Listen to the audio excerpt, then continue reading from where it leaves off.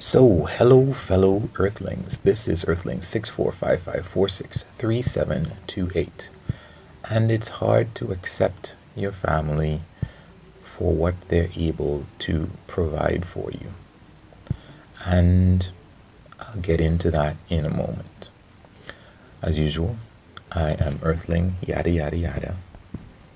And I like to think of myself as something of a life hacker. I have 2 degrees. I got a full tuition scholarship to pay for some of those. I have lost almost 100 pounds from my heaviest. I have traveled Caracas, Venezuela, Tokyo, Japan, places like that. And I take care of my uncle who has dementia. So, this morning, I was thinking about how challenging it can be to accept your family and your friends, acquaintances, etc., for the people that they actually are, your spouse even, rather than the people who you imagined you would be family and friends and spouses and acquaintances with.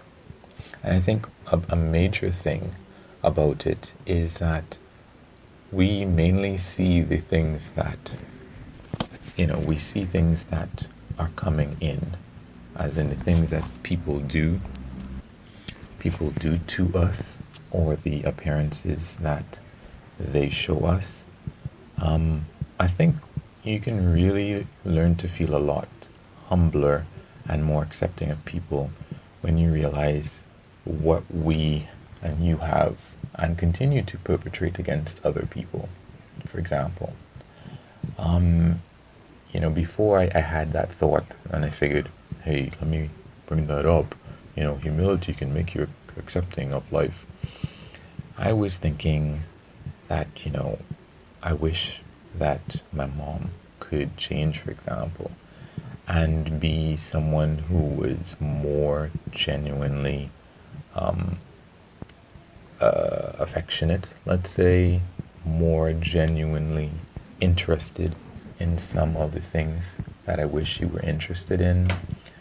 I remember somebody once asked me if my mother doesn't cook for me or if she does not wash my clothes. And I think I laughed. I think I had a good laugh. Because, of course, one, I'm a grown ass man, as people say. But aside from that, there is that, yeah, I guess my mom would have done that in the past, but not, there's no requests that you can make. Hey, mom, could you make this? Could you make that? Could you make, no. There is what is available as, here you go. This is what I made. And if it's done, well, I guess it's done. Well, that part I'm not sure. I don't really remember. But, I met a woman some time ago, and that was her thing. Her thing was that she would make things for her kids. She would go around asking them, so what do you want today? And that would be her goal, I suppose, to make sure that their taste buds were satisfied with whatever it is that she can make. And she wanted to provide for her kids, have a house. She didn't want them to be renting where they were. And now her kids are growing up and they're almost out to the house, and it's like, but for me that was strange to encounter somebody like that who actually would ask their kids what they want. That's not what my mom would do. My mom, even when, we had some people stay at the house, like exchange students or whatever, my mom would decide, this is what I'm going to do, or make or buy for this person to eat. And there was no hey, what do you like? Do you like this? Do you like that? There wasn't any of that. It was what she went and bought, and if you didn't like it, maybe she might not like that you didn't like it. She's not going to throw a tantrum or something. But my mom was not this thoughtful person who would, you know, inquire and check with you. There was what you should like, which is kind of odd, right? Now, my father, on the other hand, he asked. I don't know that he would have provided.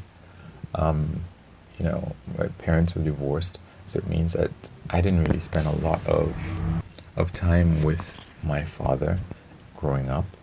I would see him every so often, and as it turned out, that was probably a good thing, because when I did spend time with him uh, later on in life, I realized that his families were not exactly calm, and he was not exactly the calming one in the family.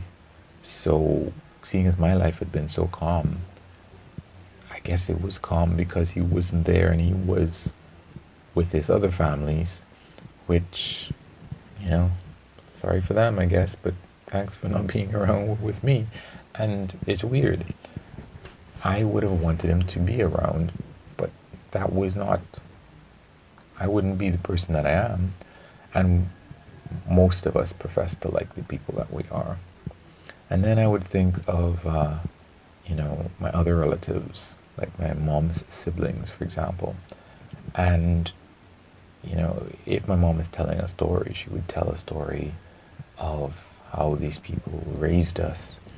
And I would be, a little bit cockeyed about that. Like, what? Like, raised how? No, I have to admit, one of my uncles did take us to sports games later on in life. I would say frequently. So I have to admit to that, that did happen.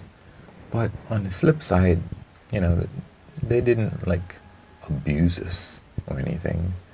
But in terms of a day-to-day interest as we were growing up, maybe not so much.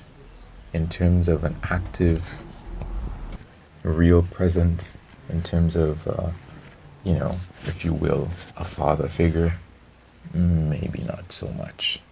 So, and I mean, I guess that in terms of a teacher who would stand out in my life and be like, hey, that's a teacher who really took me under their wing and was a mentor. No.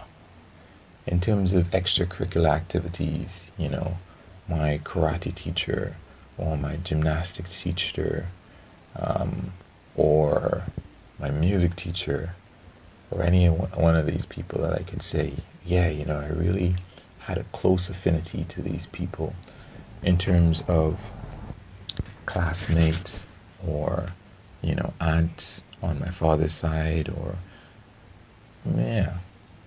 And I think a lot of people have good relationships with other people.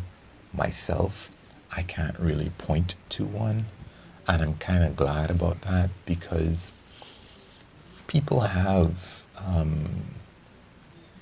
non-scientific beliefs. I'm not just talking about religion, I'm talking about you can do anything if you try.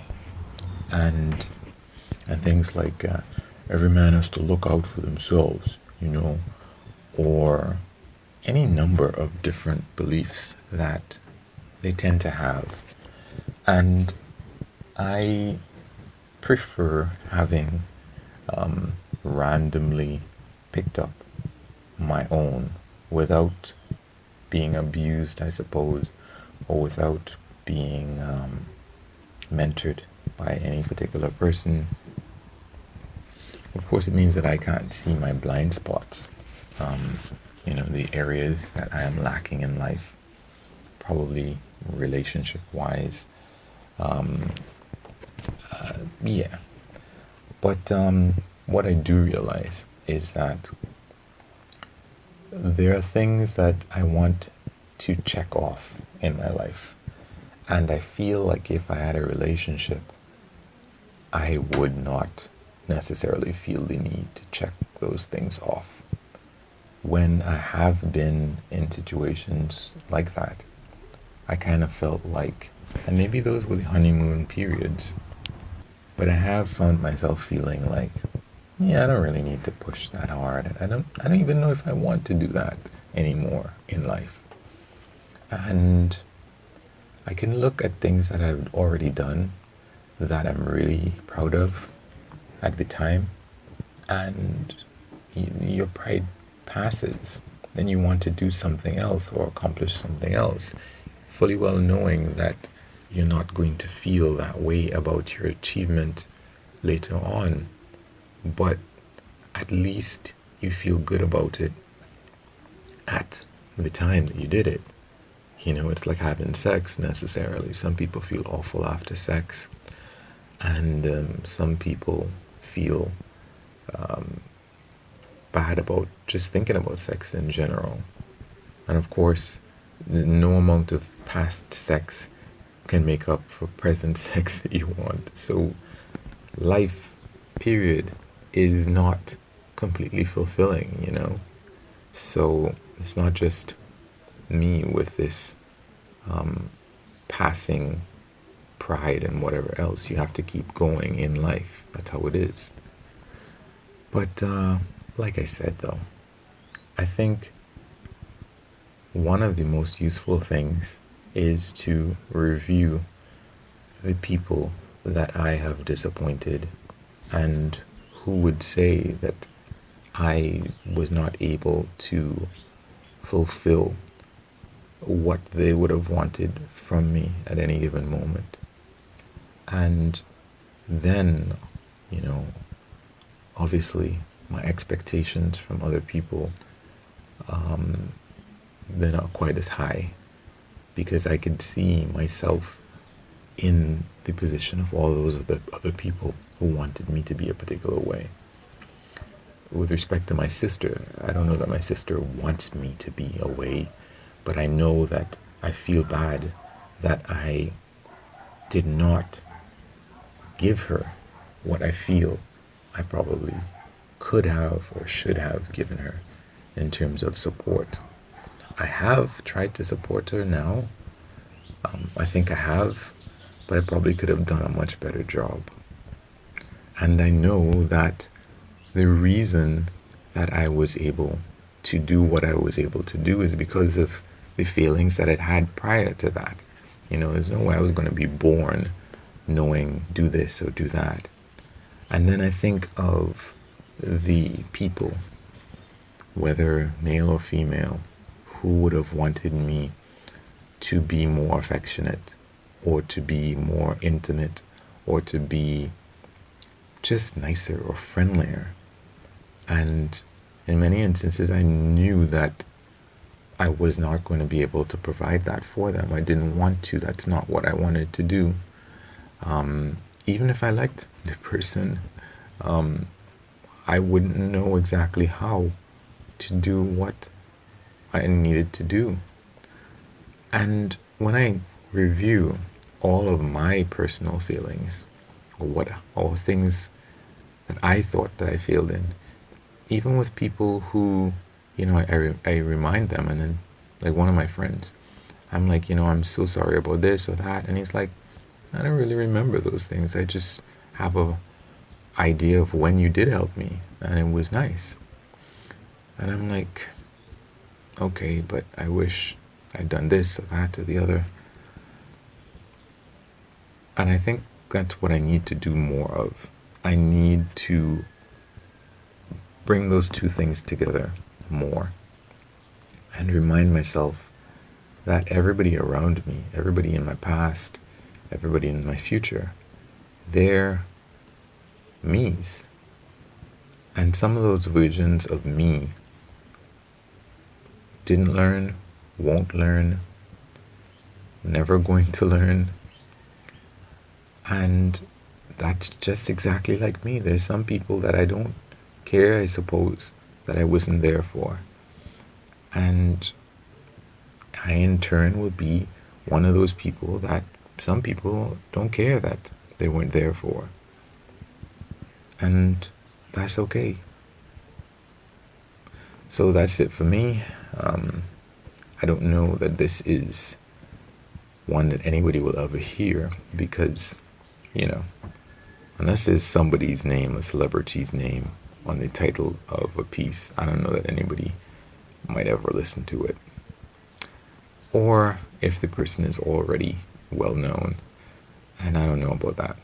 Anyway, feel free to keep forgetting to like, subscribe, share, any of those YouTube things, keeping in mind what kind of feedback you would like if you were providing YouTube content. Have a good one. Peace.